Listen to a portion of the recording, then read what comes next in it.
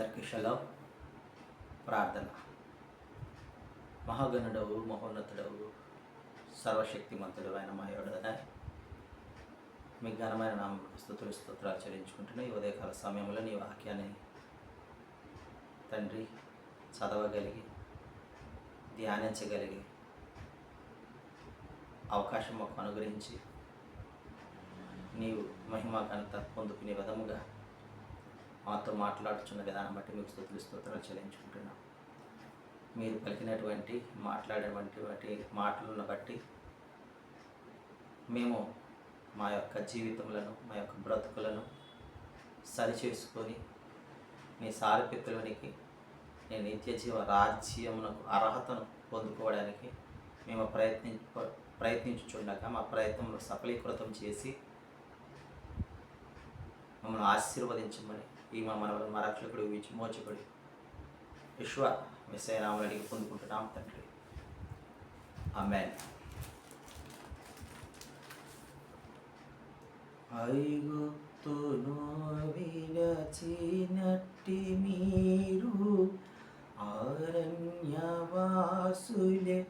ఈ ధరలో, ఐగుప్తును విడచినట్టి మీరు అరణ్యవాసులే ఈ ధరలో, నిత్య నివాసములేదిలలోనా నేత్రాలు కానానుపై నిల్పుడి, నిత్య నివాసములేదిలలోనా నేత్రాలు కానానుపై నిల్పుడి, సియోను పాటలు సంతోషముగా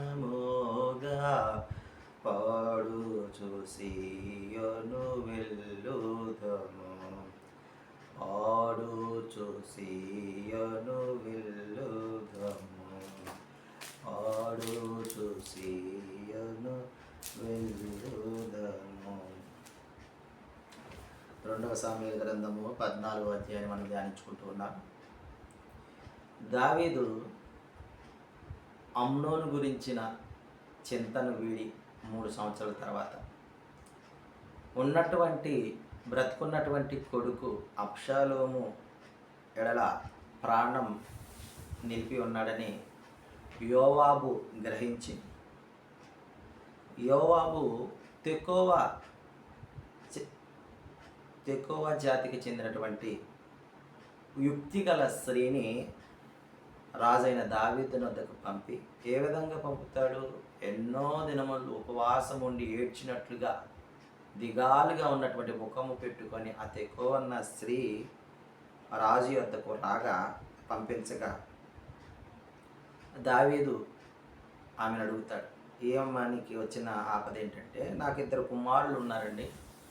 ఆ 2 కుమారులు గొడవపడి ఒకరినొకరు కొట్టుకొని ఒకరిని చంపేశాడు. అలా చంపేసిన వాడిని మా ఊరు వారు కలిసి ఇంకొకరిని చంపినందుకు వీడిని కూడా చంపే ప్రయత్నం చేస్తున్నారు. కాబట్టి నా యొక్క పెనిమిటి యొక్క తెగకు కానీ వంశాంకురం లేకుండా చేయాలని చూస్తూ ఉన్నారు. మీరే వారి నుంచి కాపాడాలి అని దావీదుకు చెప్పినప్పుడు, నీకేమి కాదు, నీ కొడుకేమి కాదు, నేను ఆజ్ఞయిస్తున్నానని దావీదు ఆజ్ఞయిస్తే, మళ్ళీ ఈ స్త్రీ అంటది, నీవు హత్యకు ప్రతిహత్య చేసేవారిని వారు చేయకుండా నా కొడుకుని కాపాడు, అదోనే వారి మీద ప్రమాణం చెయ్యి అని దావీదు అడిగినప్పుడు, ఆ విధంగా జీవము గల అదోనే వారి నామమున మరి దావీదు ప్రమాణం చేసి హత్యకు ప్రతిహత్య చేసేవారిని నీ కొడుకుని ఏమీ చేయరు అని ఆజ్ఞయిస్తాడు. అంతటితో ఆగకుండా, రాజా, నేలను ఒలికిన నీరు మరలా ఎత్తలేకుండా ఏ విధంగా ఉన్నదో మన యొక్క జీవితం, మన యొక్క ప్రాణం కూడా అదే విధంగా ఉన్నది కదా. కాబట్టి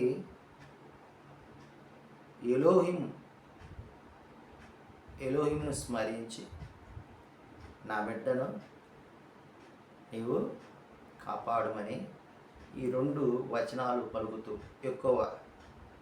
తెక్కువ యుక్తిగల స్త్రీ దావీదుని బ్రతిమలాడినట్లుగా మనం ఈ అధ్యాయంలో చూస్తూ ఉన్నాం. దావీదు మరలా సెలవిస్తూ ఉన్నాడు, నా వల్ల కానీ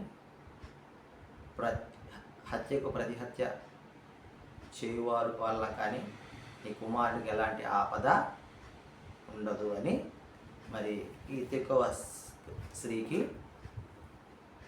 మాట ఇచ్చిన సందర్భమును మనం ఈ అధ్యాయంలో చూసాం. ఆమేన్.